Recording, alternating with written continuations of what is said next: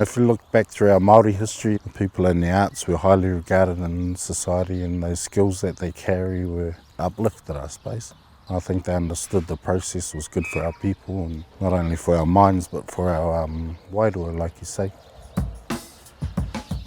Kia ora, my name is Nathan Uroa. I'm Ngāti Maniapoto, Ngāti Paritakawa, Ngāti Kinohaku, Te Ati Awa, and the name of this area is Pōkuru. It's just on the outskirts of Te Awamutu here.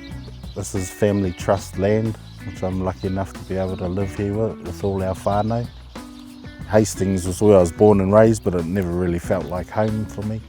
So we'd always come back to the Waikato and the King Country area on holidays and to where my people are from. Going from the mainstream high school and then stepping straight into Te Wānanga Aotearoa with a Māori focus was a huge transition for me, I think.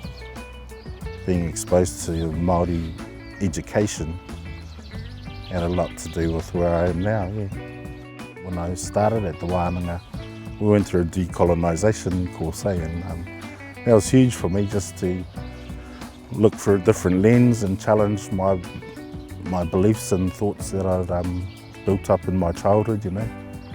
So I started formally painting in acrylic, and then later on through my career and studies I gravitated towards whakairo and working on marae, doing painting, murals, carving. Local marae like Purekireki marae, Napi marae near Pio Pio. So when you look at the whare tūpuna and all the carvings that are out the front of the house, so just assessing those for damage and then just replacing what needs replacing and then bringing it back to life again. Since the beginning of my arts journey, it's been about 27, 28 years now, and over time your name gets out there, you build a client base of regulars or people you know, sort of pass your name on. So in terms of commissions, that's how I get a lot of work. I also work with local councils, the Waitomo District Council. I'm currently working with the Waipa District Council to do a couple of large sculptures. I never had to use my CV yet. So I'm all about getting to the destination as fast as I can, so I use chainsaws, grinders, and always looking out for new tools to get the job done easier and faster. But in terms of getting a finish, I like to use chisels and adzes and things like that.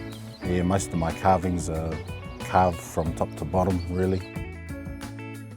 So when you look at oratory history, the whai kōrero we call it, when you're out the front of the marae, welcoming people onto the marae, it's almost like a jewel of skills. And so when you look at our tukutukas, it's an extension of that orator, and holds their histories, holds their genealogy on it.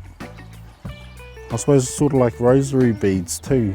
You can use them to remember things, like and remind you of things and keep you on that straight path.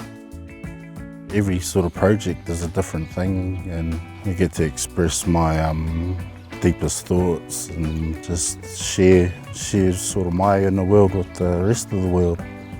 If it resonates with someone, that's cool, but it's more of an inner drive, hard to explain sometimes. It's got this overwhelming urge to just create. Yeah. It's just become part of me now. I try not to question it too much.